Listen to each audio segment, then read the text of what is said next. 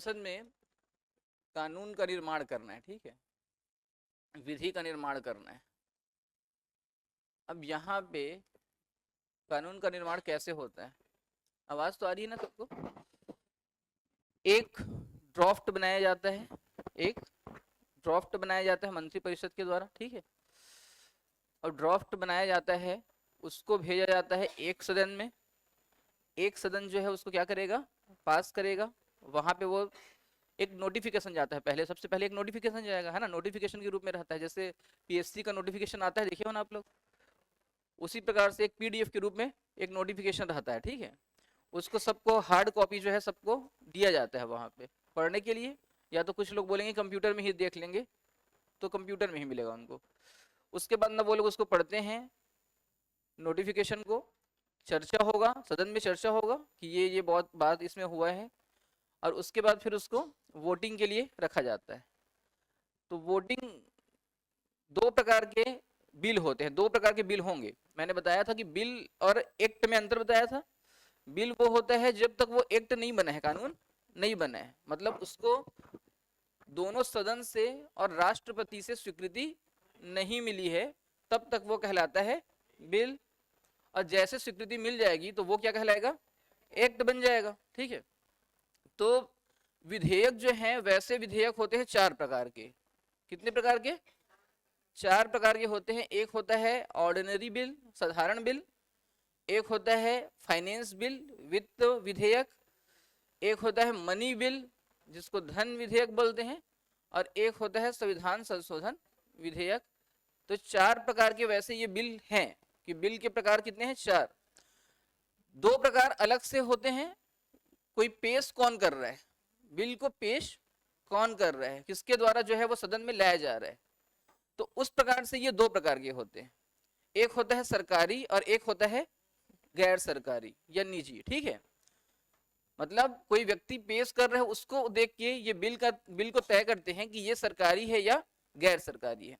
सरकारी का मतलब ये है कि किसी मंत्री के द्वारा पेश किया जा रहा है। सरकारी का मतलब किसी मंत्री के द्वारा पेश किया जा रहा है, वो कहलाता है सरकारी। और गैर सरकारी मतलब बाकी सभी जितने सदस्य हैं उनमें से कोई भी अगर उसको पेश कर रहा है तो वो कहलाता है गैर सरकारी या निजी, ठीक है, या प्राइवेट बिल बोलते हैं उसी को। तो मंत्री के द्वारा अगर कोई बिल पेश किया जा रहा है, मंत्री के द्वारा पेश किया जा रहा है, तो आप समझ सकते हो कि उसकी वैल्यू ज्यादा है और उसकी पास होने की भी संभावना क्या है? ज्यादा है। एक मंत्री कोई व्यक्ति मतलब सांसद है, उसको बना दिए हैं मंत्री, बना दिए हैं, ठीक है। तो मंत्री जब बनाए हैं तो वो जब बिल को वहां पे रखेगा कि मोदी गवर्नमेंट में इतने सारे लोकसभा में सीटें हैं, ठीक। अब मोदी गवर्नमेंट से एक व्यक्ति नितिन गडकरी साहब जो हैं वो कोई सभी बिल ला रहे हैं, और बिल लाने के बाद क्या है कि उसको सामान्य तरीके से पेश होना है। या बिल का मैंने बताया जो चार प्रकार, वो चार प्रकार के प्रोसेस अलग अलग हैं सबके पास होने के। चार प्रकार के जो बिल हैं अभी हम लोग पढ़ेंगे कि उनके ना प्रोसेस अलग अलग रहेंगे सबके पास होने के। किसी में साधारण बहुमत लगने वाला है, किसी में विशेष बहुमत लगने वाला है, किसी में विशेष बहुमत भी लगेगा, और उसके बाद आधे राज्यों की अनुमति भी चाहिए, ठीक है। तो अलग अलग प्रकार से सब जो है वो पेश होंगे और उसके बाद पारित होंगे। तो जो मंत्री है नितिन गडकरी, अगर वो कोई बिल ला रहे हैं तो उसका पास होने की संभावना लगभग 99% है। मान लीजिए वो पास नहीं हुआ तो क्या होगा? पास अगर नहीं हुआ तो मंत्री परिषद हो जाती है विघटित, डिसॉल्व हो जाता है, पूरा मंत्री परिषद समाप्त हो जाता है, ठीक है। ऐसा हुआ नहीं है कभी कि कोई बिल आया और यहाँ पे जिसकी सरकार है, क्योंकि मंत्री मतलब उसी की सरकार, और वही लाएगा तो वो तो पास हो रही है, क्योंकि उसके जो साथी हैं वो लोग तो वोट करेंगे ना उस पक्ष में, तो वो एकदम डेफिनेटली जो है वो पास होने वाला 100%, ठीक है। गैर सरकारी बिल भी लाया जाता है, जो प्राइवेट बिल है, निजी बिल है, वो भी लाया जाता है संसद में। उसके पास होने की संभावना बहुत कम होती है, उसकी बहुत ही कम होती है, क्योंकि वो ना केवल एक सांसद के द्वारा ले आया जाता है या विपक्षी पार्टी के द्वारा ले आया जाता है, किसी भी सांसद के द्वारा। सांसद और मंत्री में मैं हर बार बता रहा हूं फर्क, इस फर्क को समझना आप लोग कि सांसद मंत्री नहीं होता। हर सांसद मंत्री नहीं होता, हर सांसद मंत्री नहीं होता, या राज्य में हर विधायक भी मंत्री नहीं होता। तो जब मंत्री बोलूंगा तो मंत्री ही पेश करेंगे, वो कहलाएगा सरकारी बिल। ठीक है, जो भी बिल अगर मंत्री पेश कर रहा है वो अपने आप कहलाने वाला है कि ये है सरकारी बिल। ठीक है, और जो मंत्री पेश नहीं करेगा उसी की पार्टी के नितिन गडकरी के पार्टी के कोई दूसरे सांसद जो मंत्री नहीं है वो अगर उसको पेश कर रहे हैं तो वो कहलाता है निजी बिल। ठीक है, ये चीज समझ आ गया, पीछे समझ आ गया बच्चे लोग। अब यहां पे मैं बताया हूं कि ये कितने प्रकार के होते हैं। एक तो होते हैं, एक पहला सरकारी बिल, दूसरा होता है निजी बिल। ठीक है, तो निजी बिल मतलब गैर सरकारी बिल, इसको प्राइवेट बिल भी बोलते हैं। एक होता है, जब इसके प्रकार पूछे जाते हैं तो ये 4 प्रकार के होते हैं। ठीक है, और यहाँ पे ये जो प्रकार मैंने बताया ये किस लिए होते हैं, ये पेश कौन कर रहा है। ठीक है, कौन पेश कर रहा है। अगर कोई मंत्री कर रहा है पेश इसको, कोई मिनिस्टर, तो वो कहलाएगा गवर्नमेंट बिल। और अगर कोई व्यक्ति, कोई सांसद, कोई भी सांसद किसी भी पार्टी का, चाहे वो कोई रूलिंग पार्टी का भी है तो भी, और अपोजिशन पार्टी का है तो भी। ठीक है, रूलिंग पार्टी मतलब जिसकी सरकार है, अपोजिशन मतलब जिसकी सरकार नहीं है, जो बड़ी पार्टी है। ठीक, तो वो सभी कहलाएंगे प्राइवेट बिल। मंत्री जो बिल दे रहे हैं सरकारी बिल, इसके पास होने की संभावना 99% होगी। अभी तक कोई भी सरकारी बिल जो है रिजेक्ट नहीं किया गया है, ये ध्यान रखना। मतलब अगर ऐसा होगा तो जो मंत्री है उसको तुरंत अपने पद से क्या देना पड़ेगा, इस्तीफा देना पड़ेगा, त्यागपत्र देना पड़ेगा। जो उस विभाग का मंत्री है, उस विभाग का मंत्री, मान लीजिए नितिन गडकरी है। ठीक है, अब ये नितिन गडकरी रोड कंस्ट्रक्शन वाले मंत्री हैं। ठीक, और इन्होंने एक बिल लाया, अब बिल लाया, जो भी कानून लाया ट्रैफिक रूल को लेके या टोल नाका को लेके, जो भी टोल टैक्स वगैरह के नाम से एक बिल ड्राफ्ट बनाया होगा, उसको पेश कर दिया संसद में, और संसद ने, लोकसभा ने ही इसको रिजेक्ट कर दिया, इसको रिजेक्ट कर दिया। इसका मतलब क्या है, नितिन गडकरी साहब जो है उसका पद का गरिमा समाप्त हो गया यहीं पे। क्यों समाप्त हो गया, इसी की पार्टी इसको रिजेक्ट कर दी। तो यहाँ पे इनको देना पड़ता है त्याग पत्र, और ये त्याग पत्र जो है वो संविधान में स्पष्ट रूप से उल्लेख नहीं है, संविधान में स्पष्ट उल्लेख नहीं है, लेकिन इसको माना जाता है कि ये परंपराओं में जीवित है, परंपराओं में। ठीक है, एक परंपरा चली आ रही है, ऐसा होना चाहिए। ठीक है, और जो भी चीजें संविधान में एकदम लिखी हुई हैं जरूरी नहीं है कि वही चीजें होंगी, ये भी बता रहा हूँ ना। कुछ चीजें जो हैं वो परंपराओं से चलती हैं, ये ध्यान रखना। ये कुछ चीजें संविधान में लिखित नहीं है, परंपराओं से चलती हैं, तो परीक्षा में जब भी आएगा तो इसको क्या मानेंगे कि इसको त्याग पत्र देना होगा। ठीक है, अगर त्याग पत्र नहीं दिया तो ऐसा शब्द का पेपर में कभी प्रश्न नहीं आने वाला है। त्याग पत्र नहीं दिया तो वाली प्रश्न आने ही वाली नहीं है, क्योंकि स्पष्ट रूप से लिख दिया गया है कि त्याग पत्र देना होगा, बस। ठीक है, लेकिन संविधान में उल्लेख है क्या, उल्लेख नहीं है। और बहुत सारी चीजें संविधान में उल्लेख नहीं है। मंत्री परिषद शब्द या कैबिनेट शब्द का भी उल्लेख पूरे संविधान में एक जगह पे बस हुआ है। ठीक है, पूरे संविधान में एक जगह पे हुआ है, और हमने पहले पढ़ा है बहुत सारी चीजें जिसका संविधान में उल्लेख नहीं है। अब यहाँ पे 4 प्रकार के जो बिल हैं उनको देखते हैं।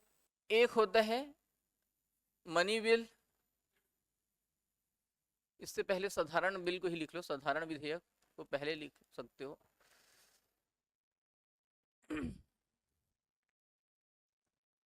एक होता है धन विधेयक, एक होता है वित्त विधेयक, और एक होता है संविधान संशोधन विधेयक। मतलब हाँ, गिर गया सरकार। हाँ, मंत्री द्वारा जो बिल पेश किया गया है वहां पे अगर बिल पारित नहीं हुआ तो सरकार गिर जाएगा। ठीक है, लेकिन ऐसा हुआ नहीं है आज तक, यही बता रहा हूँ। अब फिर वो भी बोला गया है कि सरकार गिर जाएगा, लेकिन संविधान में लिखा नहीं है। ठीक है, कुछ चीजें जो है संविधान में नहीं लिखी गई हैं, कुछ चीजें संविधान में लिखी नहीं गई हैं, अलग से जो कानून की बुक है, ठीक है, अलग से जो बुक बनाया गया है, नियमावली बनाया गया है, जैसे लोक प्रतिनिधित्व अधिनियम बनाया गया है, ठीक है, 1951 में, तो वहां से कुछ चीजें ले ली जाती हैं, और कुछ चीजें और कोई कानून बना है वहां से ले ली जाती हैं। ठीक है, तो अभी तक बोला गया है कि सरकार गिरेगी, लेकिन जिस दिन वास्तव में ऐसा होगा तब हमको समझ आएगा कि क्या होता है कि नहीं।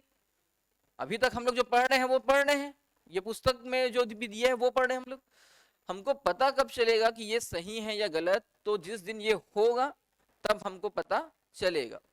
जैसे एक बिल, एक संविधान संशोधन लाया गया 85 नंबर का, उसमें क्या बोला गया, दल बदल कानून, आया याद? एक पार्टी से दूसरी पार्टी में आप चले गए कूद के, फिर दूसरी पार्टी से फिर पहली पार्टी में आ गए, फिर पहली पार्टी से फिर तीसरी पार्टी में आ गए। एक गया राम, उसका नाम ही गया राम था, ठीक है, बिहार का एक हरियाणा का व्यक्ति था गया राम। वो गया राम ना बार बार क्या करता था, एक पार्टी से दूसरी, दूसरी से पहली, पहली से तीसरी, तीसरी से चौथी, वो हर बार इसी प्रकार से कार्य कर रहा था, पार्टी को बदल रहा था। तो उसको ना संसद में बोलना शुरू किया कि ये आया राम गया राम है, आया राम गया राम, उसका नाम भी वही था। ठीक, तो वहां से ये तय किया गया कि ये बार बार दल बदलने के लिए भी हम लोगों को रिस्ट्रिक्शन, कुछ ना कुछ प्रतिबंध लगाने पड़ेंगे, कि ऐसे में तो ये बार बार क्या करेगा, पार्टी चेंज करेगा, और इसको देख के बाकी लोग भी चेंज करेंगे। ऐसी होता है ना कि 4 बच्चे 7:30 बजे के बाद आए, उनको देख के इधर जो 7 बजे से बैठे हैं वो लोग क्या बोल रहे हैं, कल से मैं भी उसी टाइम पे आऊंगी या आऊंगा, नहीं हो रहा है ऐसी। तो इस नाम से बनाया गया था दल बदल कानून, लेकिन दल बदल कानून को बोला गया था कि स्पीकर के पास जिम्मेदारी होगी कि कौन कैसे तय करेगा, वही तय करेगा कि ये दल बदल हुआ कि नहीं। उसमें 2-4 पॉइंट लिख दिए गए। स्पीकर आज तक तय नहीं कर पाता है कि वो दल बदल है कि नहीं।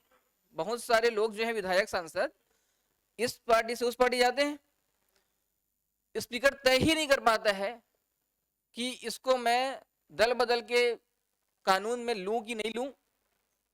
और दल बदल का कानून इतना सख्त बनाया गया था कि उसको ना उसका विधायकी या सांसदी खत्म हो जाएगा, उसमें जो लिखा है उस हिसाब से, लेकिन व्यवहारिक रूप से ऐसा हो ही नहीं रहा है। तो हमेशा एक प्रश्न बनता है कि इसकी व्यवहारिकता या इसकी दल बदल कानून कितना प्रासंगिक है आज के परिवेश में, कितना प्रासंगिक है, कितना सत्य है, ठीक है, या कितना हम लोग इसका अनुप्रयोग सही तरीके से किए। और वैसे जब यहाँ पे मंत्री के द्वारा कोई बिल अगर रिजेक्ट हो जाता है, मतलब मंत्री के द्वारा कोई बिल अगर पेश किया गया और वो पारित नहीं हुआ, पास नहीं हुआ, तब उस दिन हम लोग जानेंगे कि वास्तव में ये नियम जो बना है वो कितना कड़ा है। ठीक है, अभी हम लोगों को केवल ये पढ़ना है कि किसी भी मंत्री के द्वारा कोई भी बिल पेश किया गया और वो अगर लोकसभा में रिजेक्ट हो गया, पास नहीं हुआ, तो मंत्री परिषद पूरी क्या करेगी, त्याग पत्र दे देगी। ठीक, इतना ही हम लोगों को ध्यान रखना है। अभी 4 प्रकार के बिल हैं, एक है ऑर्डिनरी बिल, एक है मनी बिल, एक है फाइनेंस बिल, और एक है कॉन्स्टिट्यूशन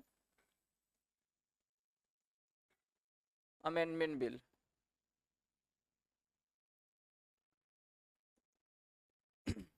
ये 4 प्रकार के बिल। अब चारों प्रकार के जो बिल हैं उनको ना पेश करने और पारित कराने, उनको सदन में पेश करने, पारित कराने, दोनों के लिए देखो ज्यादा लिखने की आवश्यकता नहीं है, मैं बता रहा हूँ, ठीक है, इसमें ना समझने की ज्यादा आवश्यकता है। जो मैं पीपीटी लाया हूँ ना, वो जो समझाऊंगा सेम वही वहां पे मिलने वाला है आपको। और उसका कारण ये है कि इसमें ना आप लोगों को जरूरत पड़ेगा, इसका पॉइंट बहुत ज्यादा है, एक एक पॉइंट को समझना बहुत ज्यादा है। ये कुछ पॉइंट को मैं पढ़ाते पढ़ाते भूल गया तो वो आप लोगों के काम मतलब दिमाग से हट जाएगा, ठीक है, इस नाम से इसको समझने की आवश्यकता ज्यादा है, लिख लेना लिखने के लिए। तो अब यहाँ पे जैसे 2 चीजें लिखी गई हैं, एक फाइनेंस लिखी गई है और एक मनी बिल लिखी गई है, ठीक है। वित्त विधेयक दो प्रकार के होते हैं। वित्त विधेयक कितने प्रकार के होते हैं? दो प्रकार के। धन विधेयक जो है वो भी वित्त विधेयक है एक प्रकार से, ये भी वित्त विधेयक है, ये भी वित्त विधेयक है जो बन गया धन विधेयक। आगे देखेंगे, एक वित्त विधेयक है वही बनेगा धन, ठीक है। मतलब वो वाला है वो, क्योंकि सास भी कभी बहू थी, मतलब यही वाला है ना, उल्टा हो रहा है क्या कि बहू भी कभी, ऐसा नहीं होगा ना, सास भी कभी बहू थी वाला चीज है ये भी। तो मनी बिल अगर बनेगा तो वो है ना, वो भी बहू थी सास बन गई, उसी टाइप का ये चीज है। अभी आगे देखेंगे। तो सबसे पहले देखते हैं साधारण बिल को। ये एक ऑर्डिनरी बिल है, इसको संसद के दोनों में से किसी भी सदन में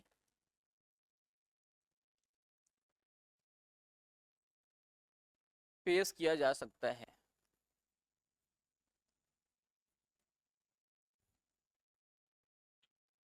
एक साधारण बिल है, साधारण बिल के लिए एक नोटिफिकेशन जारी होता है, नोटिफिकेशन पे चर्चा होती है, चर्चा के बाद वोटिंग होती है, राष्ट्रपति का सिग्नेचर होता है। जैसे मैंने हर बार बताया है वही प्रक्रिया है। एक नोटिफिकेशन जारी होगा, एक नोटिफिकेशन जारी होगा, उसको जो है वो सबके द्वारा चर्चा करेंगे, पढ़ा जाएगा, चर्चा करेंगे, वोटिंग करेंगे, उसके बाद राष्ट्रपति के पास जाएगा, ठीक है। तो ये सॉरी लोकसभा में जाएगा और राज्यसभा में जाएगा, और उसके बाद राष्ट्रपति का सिग्नेचर होगा। ये एक साधारण तरीका है साधारण बिल के लिए। कोई सा बिल जो है वो साधारण बिल है, वित्त वित्त फाइनेंस बिल है या मनी बिल है, इसको तय करता है कौन? लोकसभा स्पीकर। लोकसभा स्पीकर तय करता है कि ये धन विधेयक है या वित्त विधेयक है, ठीक है। साधारण विधेयक को जो पेश कर रहा है उसको पता होता है कि ये साधारण विधेयक है, क्योंकि उसमें धन संबंधी चीजें नहीं रहती हैं।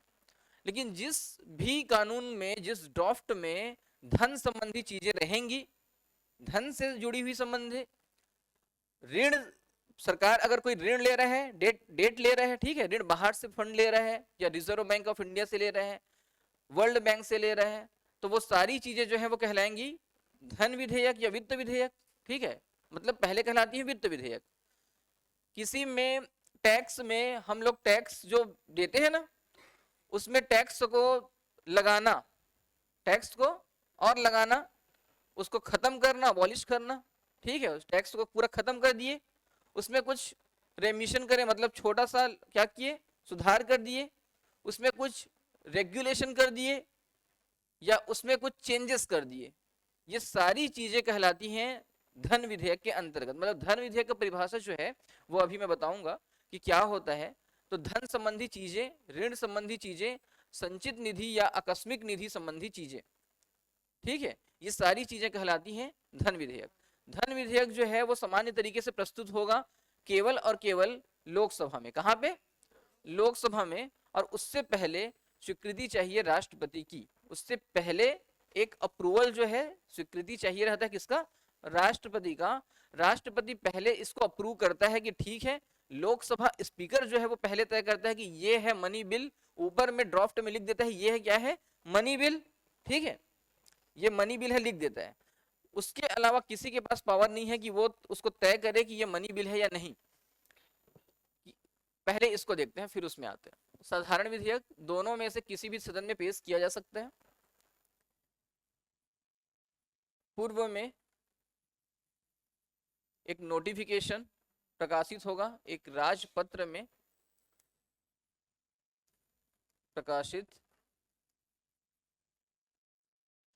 मतलब ये ना गैजेट की बात कर रहे हैं, गैजेट या राजपत्र बोलते हैं उसको, है ना, उसमें पब्लिश्ड हो रहा है, ये गैजेट में पब्लिश्ड हो रहा है।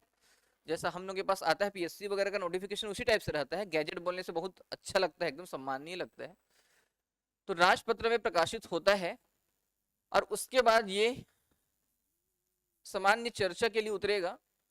सामान्य चर्चा के बाद जो है वो वोटिंग होगा और उसके बाद प्रेसिडेंट जो है वो साइन करेंगे और साइन करने के पश्चात जो है ये क्या बन जाएगा, एक एक्ट बन जाएगा, एक अधिनियम बन जाएगा। चर्चा का मतलब ये है कि ये या तो लोकसभा में या तो राज्यसभा में, दोनों में एक एक करके पारित होगा। और सिंपल मेजोरिटी से, कितना मेजोरिटी, 50% प्लस एक, सामान्य बहुमत से। मतलब ये जो है ये पारित होने वाला है एकदम सामान्य बहुमत से।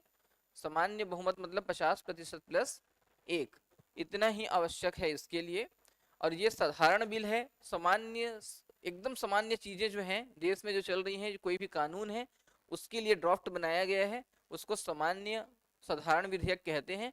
साधारण विधेयक सदन के दोनों में से, राज्यसभा या लोकसभा में, दोनों में प्रस्तुत किया जा सकता है। इसके लिए राष्ट्रपति की पूर्व अनुमति की आवश्यकता बिल्कुल नहीं होती है और एकदम सामान्य तरीके से जो है ये पारित हो जाता है। तो इसमें किसी प्रकार का ना आप लोगों को कंफ्यूजन नहीं होगा, सामान्य विधेयक में कंफ्यूजन नहीं होगा, ठीक है। अब देखते हैं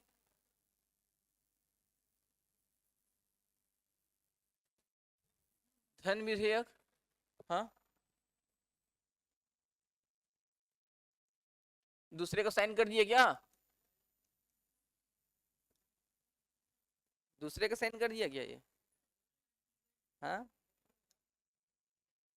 दो दो बार साइन कर देते हो एक ही दिन में, हैं? मतलब इतना इसको जल्दी है। अभिच्चे जो है कुछ समय पहले लड्डू खाया है ना, और फिर दोबारा लड्डू आया फिर खा लिया। ये नहीं बोल रहा कि नहीं सर मैं ले लिया हूँ, रहने दीजिए सर, पेट भर गया सर, कुछ नहीं बोला, लड्डू है भाई ले लेता हूँ, है ना। और वही फिर भात दाल आता तो दोबारा नहीं खाऊंगा, एकदम पेट भरा है ना। अभी पेट भरा है और तुरंत फिर 5 मिनट में रसगुल्ला आ गया इसके पास, अरे खा लेता हूँ, बहुत दिन से नहीं खाया हूँ, है ना, अभी पेट भरा है जरूर। अभी तो तुम बोले पेट भरा है, अरे तो वो तो भात दाल के लिए यहाँ पे है जगह, ये भर गया है यहाँ पे, रसगुल्ला जो है यहाँ पे आता है, रसगुल्ला वाला जगह खाली है, ठीक है। कल रवि सर चिल्लाए थे क्या आपको? नहीं चिल्लाए? बाहर थे तो समझाए बस, उसी को चिल्लाना बोलते हैं। अभी ये अच्छी बात है कि ये इसको दिल पे नहीं लिया, ठीक है, इसको दिल पे नहीं लिया। सर लोग कुछ भी बोलते हैं उसको दिल पे मत लो तभी ठीक है ना। उसको एक कान से सुनो दूसरे कान से निकाल दो। हाँ लेकिन पालन उसको जरूरी है। लेकिन कोई भी बच्चा दिल पे ले लिया है वो क्लास दोबारा नहीं आएगा, ठीक, दोबारा क्लास नहीं आने वाले हैं। और जो क्लास नहीं आ रहे हैं उनको मान के चलो इतना इगोस्टिक बच्चा जो है किसी पोस्ट के लिए नहीं बना हुआ है, समझ रहे हो। आप लोग ना जितना ईगोस्टिक है, कोई भी व्यक्ति जितना भी ज्यादा अपने आप को एकदम सम्माननीय समझ रहे हैं, और उसका यहाँ पे हो गया अपमान, सर लोग कर दिए उसको अपमान बोल रहे हो आप लोग। और हम लोग क्या सोच रहे हैं कि वो उन्हीं की भलाई के लिए है, डांटना जरूरी है, ठीक है। तो जो बच्चा जितना इगोस्टिक होता है उसकी सफलता के चांसेस उतने कम होते हैं। आप नोटिस कर लो इस चीज को, जिस बच्चे का व्यवहार जितना खराब होता है उसका सफलता का चांस उतना कम होता है, चाहे वो कितना भी इंटेलिजेंट हो, कितना भी इंटेलिजेंट हो। आप लिख के ले लो कि वो बच्चा ना एक समय के बाद, आपने कभी पहले बचपन में देखा होगा एक बच्चा शुरू से 5वीं 6वीं 7वीं 8वीं सब में टॉप करता है, और लास्ट में अभी आप वर्तमान में मिलोगे क्या कर रहा है करके ना, तो कोई कंडक्टरी कर रहा है, तो और कुछ कर रहा है, कोई दुकान खोल के बैठा है, देखे होगे ना। उसका कारण यह है कि वो इतना होशियार बच्चा था, उसको होशियारी जो है वो सिर पे चढ़ गया था, ठीक है। तो वो ना सबसे ज्यादा होशियार किसको समझता था? अपने आप को ही समझता है। और जिस समय ये होती है ना तो प्रकृति जो है ना व्यवहार अलग तरीके से करती है। प्रकृति का जो व्यवहार है ना, वो बोलते हैं ना कि गीता में जो भी कृष्ण भगवान बोले हैं वो सब चल रहा है, सब के सब, और आप भी जो बोलते हो वो घूम फिर के आपके पास आता है। तीसरी चीज क्या है कि कर्म, हम लोग जो भी काम करते हैं उसका हम लोग को उल्टा रिएक्शन मिलता है कि नहीं। हम अगर 100 रुपए कहीं से निकाल लिए तो हम लोगों को 500 रुपए का नुकसान हो जाता है, होता है कि नहीं। हम किसी को गाली दे दिए दूसरे दिन हम लोगों को भी अपमानित होना पड़ जाता है। तो जो बच्चा जितना अपने आप को इंटेलिजेंट समझता है लास्ट में उतना ही मूर्ख बन जाता है, ये एक परिस्थिति है। आप समझ सकते हो कि सबसे शक्तिशाली कर्ण था, मैं हर क्लास में बोलता हूं, और कर्ण सबसे शक्तिशाली होने के बाद भी एक भी युद्ध अर्जुन से नहीं जीतता है। आपने महाभारत देखा होगा कभी, 3 बार 4 बार तो महाभारत में ही सामना होता है अर्जुन के साथ, कोई युद्ध नहीं जीतता है। कृष्ण भगवान भी मानते हैं इस चीज को कि कर्ण ज्यादा शक्तिशाली है तुमसे, और अंतिम समय में बोलते भी हैं अर्जुन को कि अर्जुन तुमसे ज्यादा शक्तिशाली कर्ण है। आप लोग कभी देखना उस पार्ट को। लेकिन जब इतना शक्तिशाली है तो कर्ण टॉप क्यों नहीं कर रहा है कि नहीं?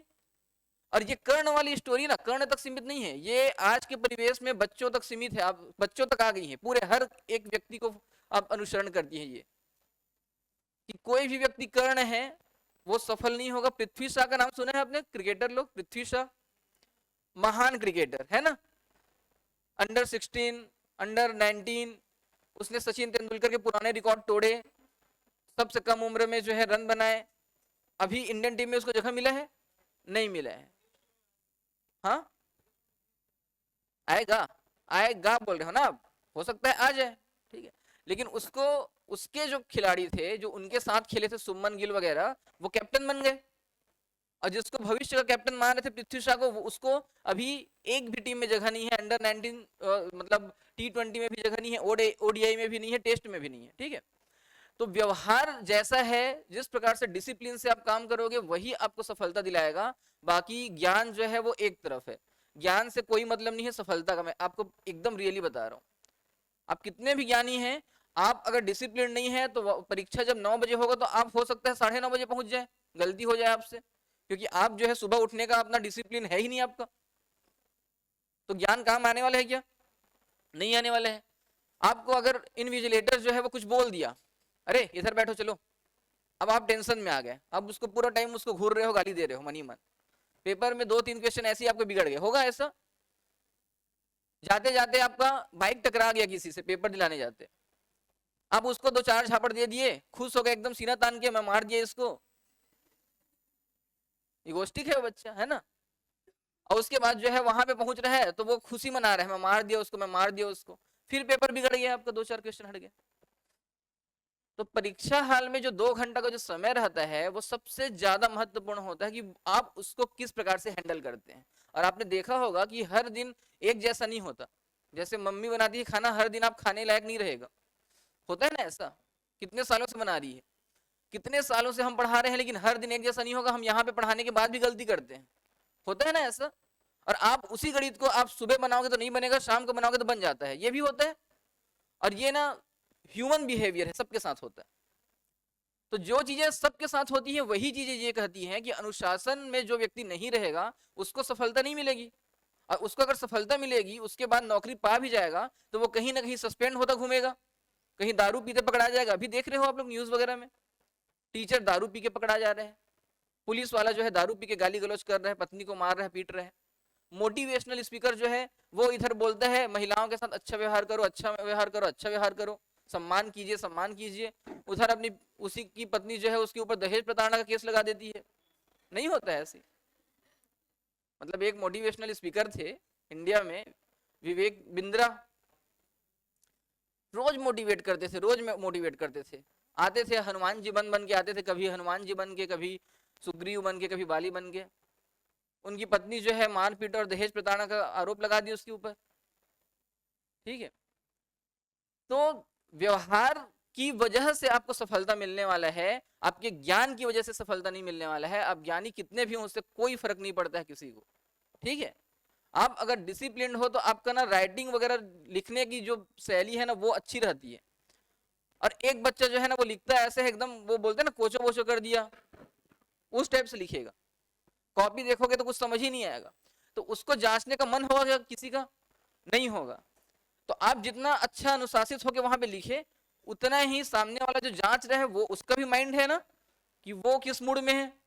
हो सकता है वो साले को गाली बक के आया है अपने, ठीक है, सास को सुना के आया है 4 ठो,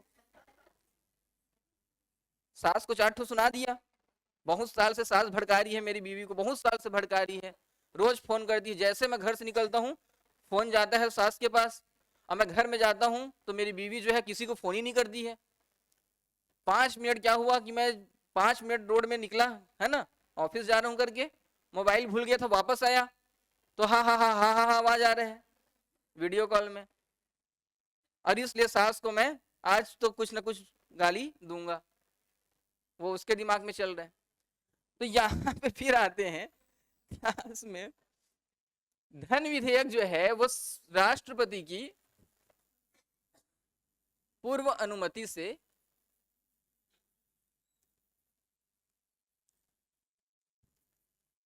संसद में पेश होगा, और इसकी अनिवार्यता क्या है कि केवल और केवल लोकसभा में ही पेश होगा, ये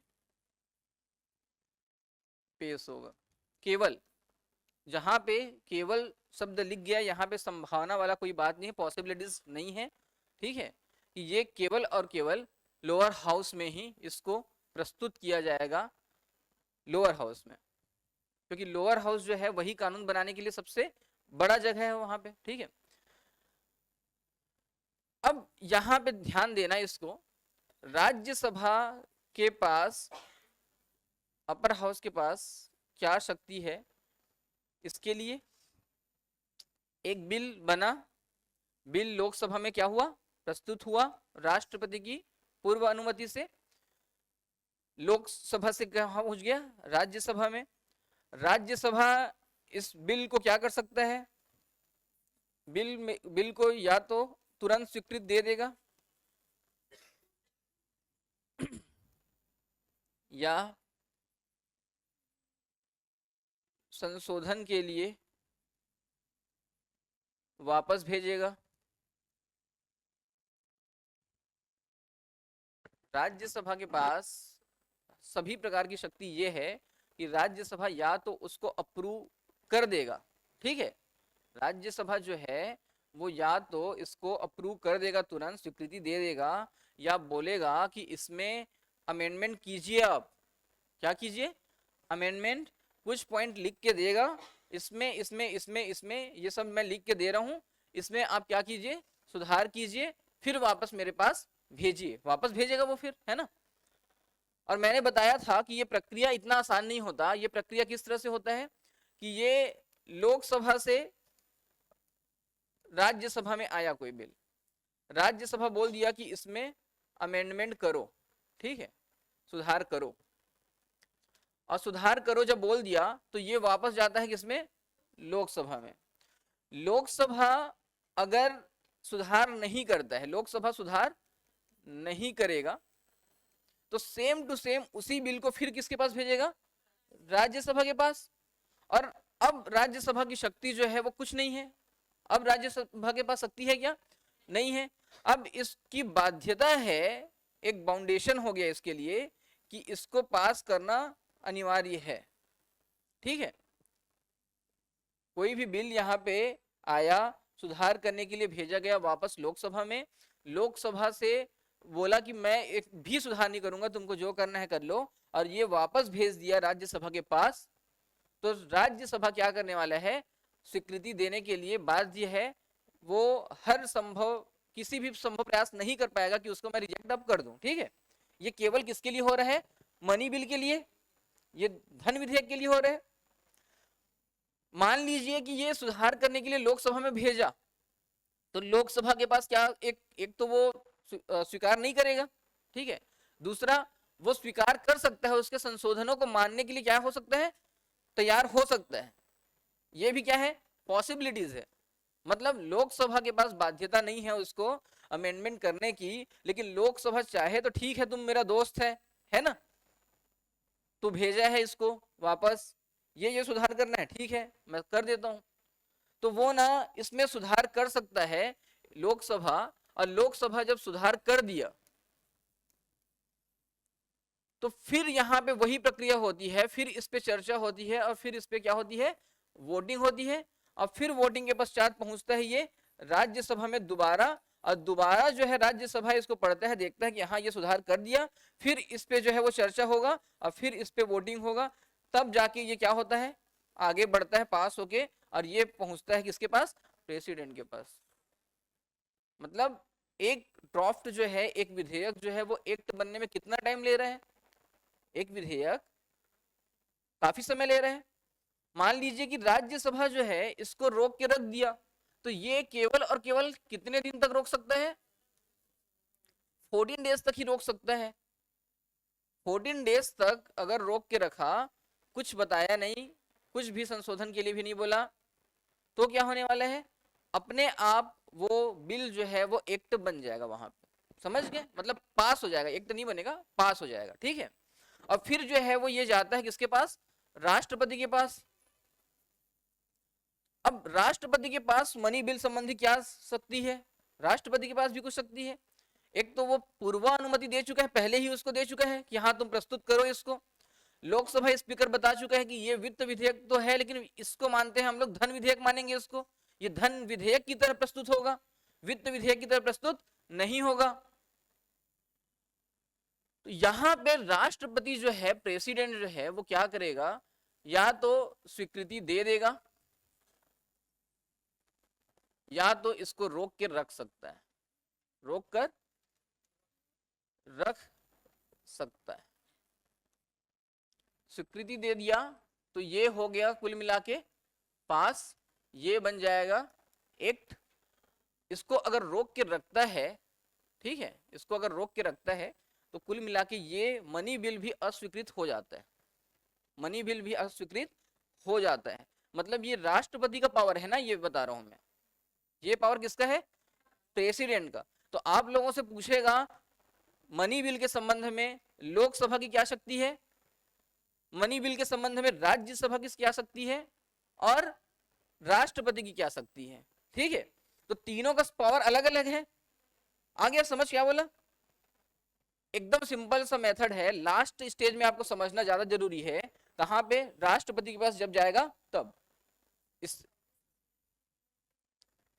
हाँ, पहले से स्वीकृति दे दिया है तो भी वो उसको रोक के रख सकता है, ठीक है। ये केवल साइन वाली बात है, अप्रूवल मतलब साइन नहीं है, साइन होने के बाद ही क्या बनेगा, एक्ट बनेगा।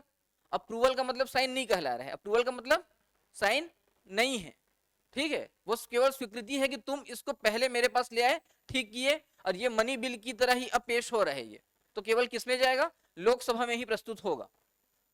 लोकसभा में प्रस्तुत हुआ, लोकसभा जो है वो उसको भेज दिया राज्यसभा के पास, राज्यसभा बोला कि मेरे को पसंद नहीं आ रहा है, वापस उसको भेजा लोकसभा में, सुधार करो।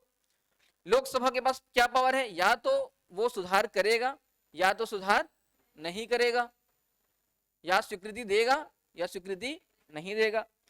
सुधार नहीं करे तो भी, करे तो भी राज्यसभा के पास पूरा दोबारा तो जाएगा साइन होने के लिए। तो राज्यसभा के पास अब एक बाध्यता ये हो जाएगी, या तो वो साइन करेगा या तो 14 दिन तक रोक के रखेगा। 14 दिन तक अगर रोक के रखता है, कुछ नहीं जवाब देता, तो अपने आप वो पारित हो जाएगा, 15वें दिन पारित हो जाएगा, ठीक है। 15वें दिन उसको माना जाएगा कि राज्यसभा से अप्रूवल मिल गया। अब फिर जाता है ये राष्ट्रपति के पास, और राष्ट्रपति के पास अब क्या शक्ति है, या तो वो स्वीकृति देगा, पास करेगा, या रोक के रखेगा। रोके रहेगा ना तो बाद में मनी बिल समाप्त हो जाता है, वास्तव में ये है, रोके रहेगा ना तो एक समय के बाद मनी बिल समाप्त हो जाता है। लेकिन वो जो समय है, ड्यूरेशन ना, उसके बारे में यहाँ पे संविधान में नहीं बताया गया, ये भी बता रहा हूँ। बाकी में जैसे हमने देखा कि 6 माह का समय या 14 दिन का समय, राष्ट्रपति को लेके ऐसा नहीं है। लेकिन अभी तक जो है ना मनी बिल रिजेक्ट नहीं हुआ है, ये भी बता रहा हूँ। मनी बिल को रिजेक्ट ये लोग नहीं किए हैं, राष्ट्रपति रोक के नहीं रखा है, ये केवल बताया गया कि इसके पास इतना पावर है। आ गया समझ, रोक के रख सकता है, ये अपने आप रिजेक्ट हो जाएगा। अस्वीकृत कर सकता है, रोक के रख सकता है मतलब भी वही है कि अस्वीकृत हो गया ये, ठीक है। तो यहाँ पे अस्वीकृत वाला भी चीज क्या है बता रहा हूँ। जैसे लक्ष्मीकांत का जो बुक है उसमें अस्वीकृत कर सकता है लिखा हुआ है, ठीक है। और एक डी बसु का जो बुक है उसमें केवल लिखा है रोक के रख सकता है, ठीक। मतलब हम लोग जो भी चीजें लेंगे उसको इन्हीं पुस्तकों से लेंगे। तो यहाँ पे अस्वीकृत भी लिखा हुआ है, रोक के रख सकता है भी लिखा हुआ है, दोनों चीजें लिखी हुई हैं बुक में ही लिखी हुई हैं, ठीक है। तो इसको अस्वीकृत ये कर सकता है राष्ट्रपति, लेकिन राज्यसभा जो है वो इस अस्वीकृत नहीं कर सकता, ये ध्यान रखना आप लोग। संशोधन करने के लिए वापस भेज सकता है, संशोधन करने के लिए वापस भेज सकता है। अब इसको इसमें देखते हैं, सेम यही चीजें आप लोगों को ज्यादा अच्छे समझ आएंगी।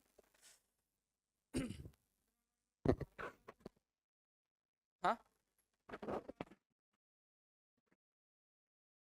हाँ, मजबूरी हो गई, वो जो है जब राष्ट्रपति संशोधन के लिए भेजा वापस, है ना, अब फिर से वापस राष्ट्रपति के पास वापस आया, वो लोकसभा के पास वापस भेजा गया।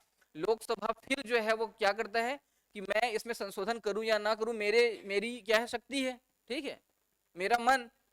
अब वापस भेजता है वो जब राज्यसभा और राष्ट्रपति के पास, तब राष्ट्रपति के पास कोई शक्ति किसी विधेयक को लेकर नहीं रहती, किसी विधेयक को लेकर नहीं रहती, ठीक है।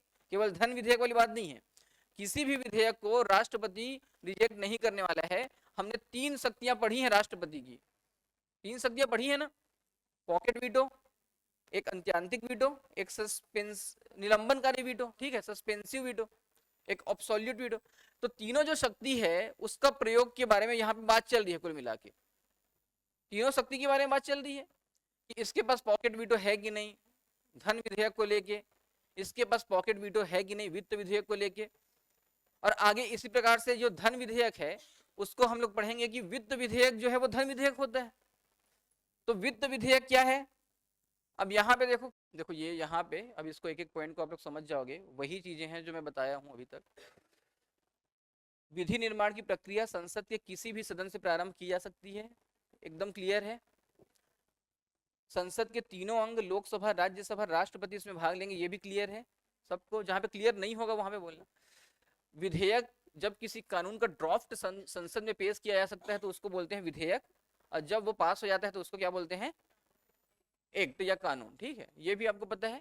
विधेयक के प्रकार भी देखे हमने, और 2 प्रकार के देखे जो पेश करेंगे उनके हिसाब से, सरकारी विधेयक गवर्नमेंट बिल या प्राइवेट बिल, दोनों का मतलब आप लोग समझ गए, मंत्री के द्वारा पेश होगा या मंत्री नहीं है उसके द्वारा। अब ये 4 प्रकार के जो विधेयक हैं उसमें देखो, साधारण विधेयक हमने देखा कि यह विधेयक संसद के किसी भी सदन में प्रस्तुत किया जा सकता है, लोकसभा भी हो सकता है, राज्यसभा भी हो सकता है। विधेयक पर पहले जो फर्स्ट रीडिंग है वहां पे कोई चर्चा नहीं हो रही है, ये केवल गैजेट में क्या हो रहा है, प्रकाशित हो रहा है, ये भी हमने पढ़ा, गैजेट में प्रकाशित होगा, ठीक है। इसके पश्चात इस चरण में विस्तृत चर्चा जो है होती है विधेयक के 3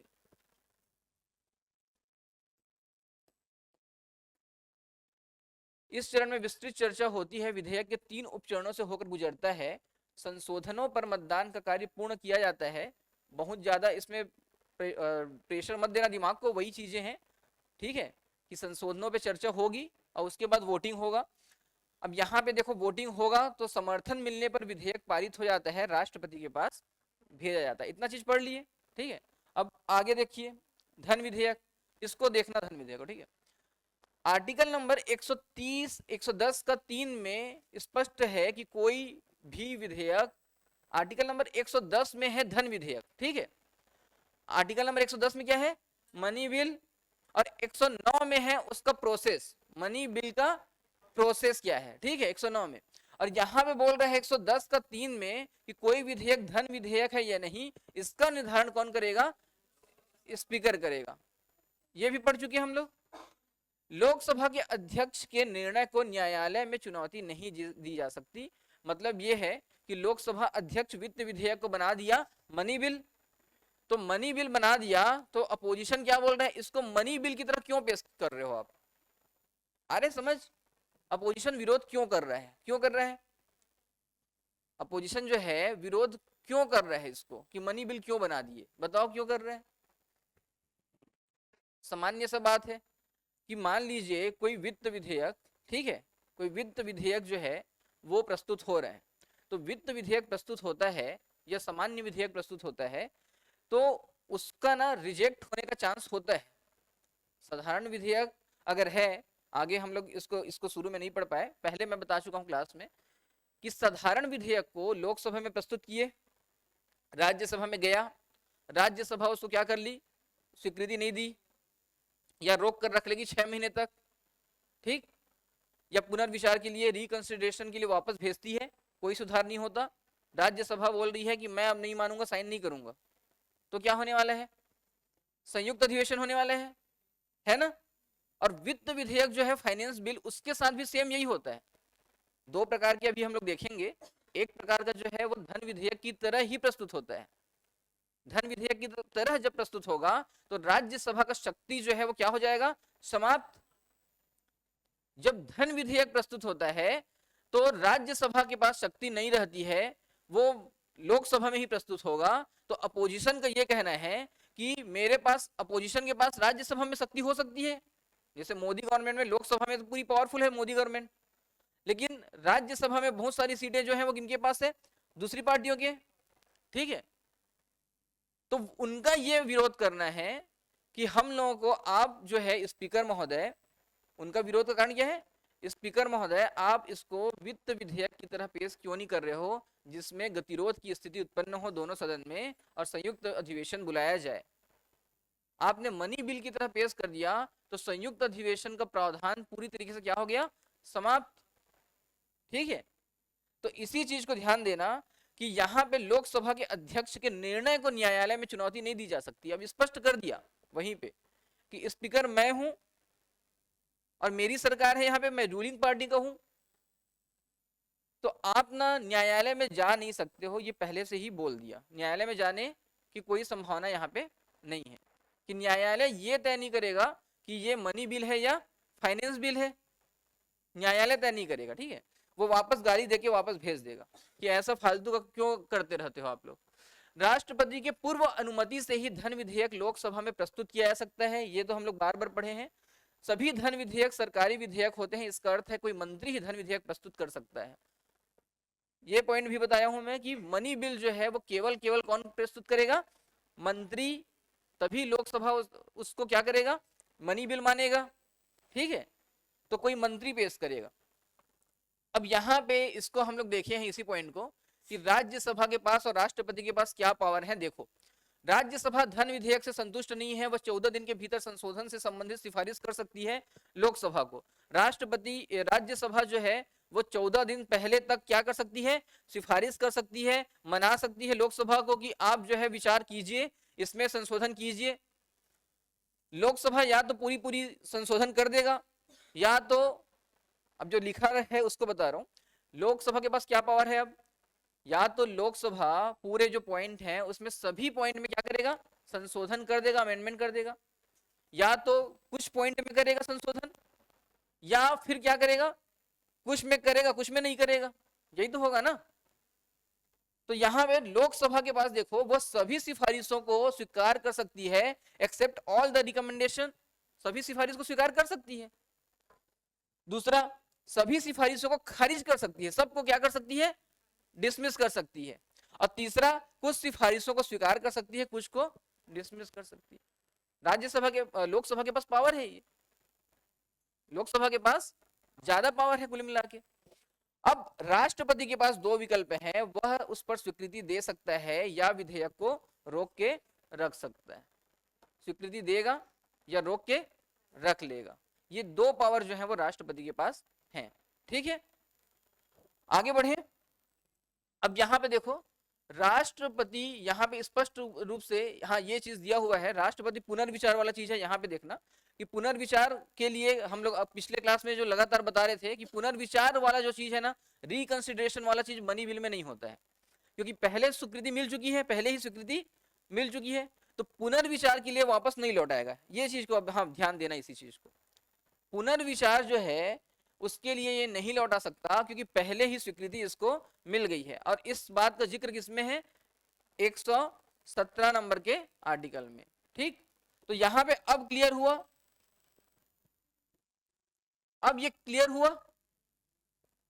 मनी बिल राष्ट्रपति के पूर्व स्वीकृति से लाया गया, लोकसभा जो है उसके पास, लोकसभा में ही प्रस्तुत किया जाएगा, राज्यसभा के पास जाएगा, वो बोलेगी कि कुछ सिफारिश करेगी, सुधार कीजिए।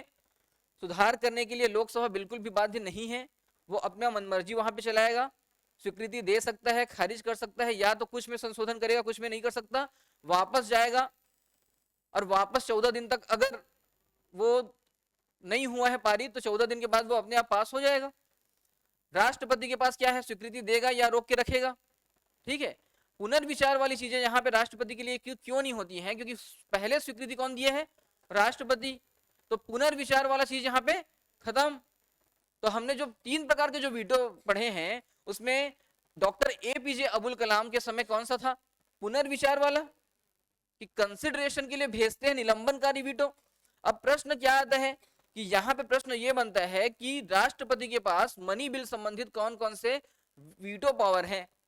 तो आपने देखा कि एक अब्सोल्यूट वीटो पावर है एक, और दूसरा जो है लिखा है पॉकेट वीटो, ठीक है। लेकिन यहाँ पे जो सस्पेंसिव वीटो है वो है कि पावर नहीं है। तो जब परीक्षा में आता है कि राष्ट्रपति के पास वीटो पावर है कि नहीं, तो स्पष्ट रूप से लेकिन आप को लिखना है कि वीटो पावर नहीं है मनी बिल संबंधित। मनी बिल में राष्ट्रपति के पास वीटो पावर नहीं है। ये आपके परीक्षा का भाग है, प्रश्न का उत्तर है, ठीक है। आगे बढ़ते हैं। वित्त विधेयक, फाइनेंस बिल। अब यहां पे ये दिया है कि वित्त विधेयक जो है बड़ा है, धन विधेयक उसका अंदर में है। वित्त विधेयक जो है ना, मतलब धन संबंधी कोई भी चर्चा चलेगी, वित्त संबंधी कोई भी चर्चा होगी, बिल लाया जाएगा, ड्राफ्ट बनाया जाएगा, किसी में टैक्स से जुड़ा हुआ कोई भी प्रावधान रहेगा, टैक्स को हटाने की बात रहेगी, टैक्स को जोड़ने की बात रहेगी, और एक्स्ट्रा जो है वो चेंजेस करने की बात रहेगी, या रेगुलेट करने की बात रहेगी। अरे समझ, वो सब के सब कहलाते हैं मनी बिल। मनी बिल कौन कहलाएंगे? किसी टैक्स को लगाना, इंपोज करना, ठीक है, किसी टैक्स को अबॉलिश करना, समाप्त करना। इसको लिख लो, इसमें होगा नहीं। धन विधेयक की परिभाषा लिख लो। धन विधेयक की परिभाषा, मनी बिल, आर्टिकल नंबर 110 में धन विधेयक की परिभाषा दी गई है।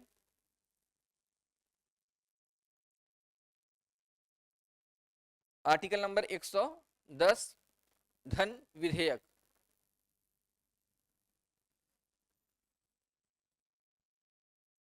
अब पहला पॉइंट डालना, धन विधेयक किसे कहते हैं वो, है ना। तो कोई भी टैक्स लगाना, इंपोज करना, टैक्स लगाना मतलब इंपोज करना,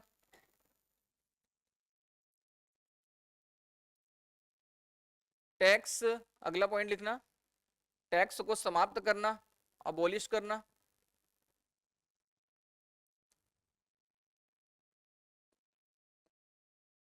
तीसरा लिखना, किसी भी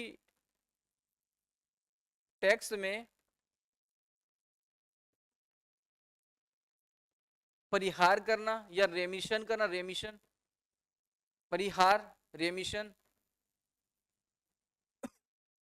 मतलब छोटा करना उसको, ठीक है। हम लोग उसमें पढ़े थे ना, रेमिशन किसमें पढ़े थे? क्षमादान की शक्ति में पढ़े थे कि नहीं? परिहार करना करके। तो जो तीसरा नंबर का था, जो जिसमें हम लोग टाइम वाली चीजें देख रहे थे कि टाइम को कम कर सकते हैं, क्षमादान की शक्ति में याद आ रहा है, 5 साल को 3 साल कर सकते हैं, लेकिन कठोर का कठोर रहेगा, ठीक है। तो वही वाला रेमिशन, ठीक है। इम्पोज किया जा सकता है, अबॉलिश कर सकता है, रेमिशन कर सकते हैं। और उसके बाद चौथा लिखना, टैक्स का रेगुलेशन,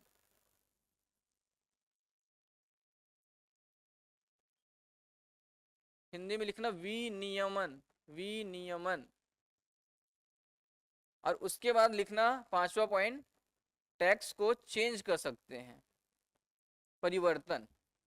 ये परीक्षा में आ चुका है ना, ये परीक्षा में आ चुका है। इसमें क्या आता है परीक्षा में, देखो प्रश्न को कठिन करता है। प्रश्न को कठिन कैसे करता है? लिख देगा ऊपर में, आर्टिकल नंबर 110 में मनी बिल की परिभाषा दी गई है, जिसके अनुसार, ठीक है, पहला पॉइंट लिख देगा, धन को जो है, टैक्स को जो है वो लगाया जा सकता है, पहला पॉइंट। दूसरा लिखेगा समाप्त किया जा सकता है। तीसरा लिख देगा परिहार किया जा सकता है।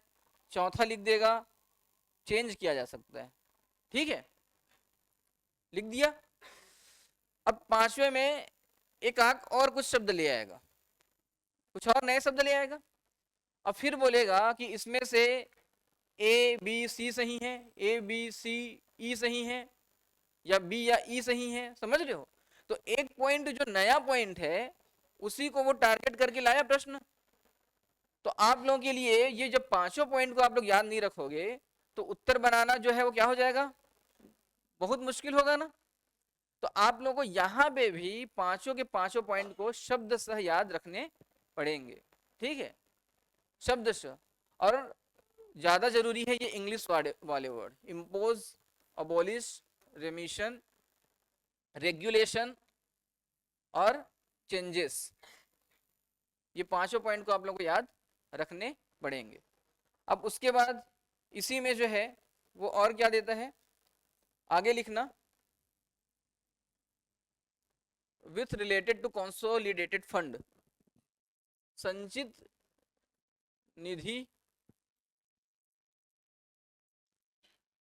पर भारित व्यय से संबंधित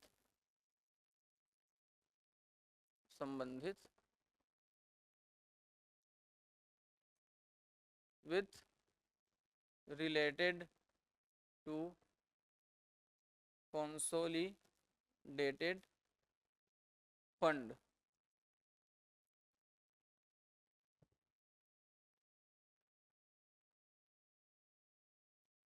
विनियोग विधेयक से संबंधित, विनियोग विधेयक से संबंधित मतलब कंटिनजेंसी फंड। जब हम लोग ये आगे बढ़ेंगे ना, वित्त में आएंगे बाद में, कंटिनजेंसी विनियोग विधेयक से संबंधित, तो ये विनियोग विधेयक क्या होता है, संचित निधि क्या होता है। संचित निधि मतलब कई बार क्लास में बता चुका हूं मैं आप लोगों को, ठीक है, कि राष्ट्रपति या संसद के अनुमति के बिना किसी भी प्रकार से धन का निष्कासन नहीं किया जा सकता है, विड्रॉल नहीं किया जा सकता, ठीक है। लेकिन राष्ट्रपति को जो वेतन मिलता है या उच्चतम न्यायालय के वेतन या और जो प्राधिकरण, बड़े जो प्राधिकरण हैं उनके अधिकारियों कर्मचारियों के जो वेतन है वो जब मिलता है तो वो संचित निधि पे भारित होता है, तो वहां पे परमिशन लेने की आवश्यकता नहीं पड़ती, ठीक है, परमिशन लेने की आवश्यकता नहीं पड़ती। लेकिन बाकी सब चीजों के लिए क्या होता है कि परमिशन लेने की आवश्यकता पड़ती है, ठीक है, कि वहां पे एक विनियोग विधेयक लाया जाएगा और उसके बाद जो है वो लोकसभा राज्यसभा में पारित होगा, तब जाके फिर क्या होगा, पैसा वहां से निकलेगा, ठीक है। तो यहाँ पे लेकिन राष्ट्रपति का वेतन देने के लिए इस प्रकार की आवश्यकता नहीं पड़ेगी, ठीक है। आगे देखो यहाँ पे,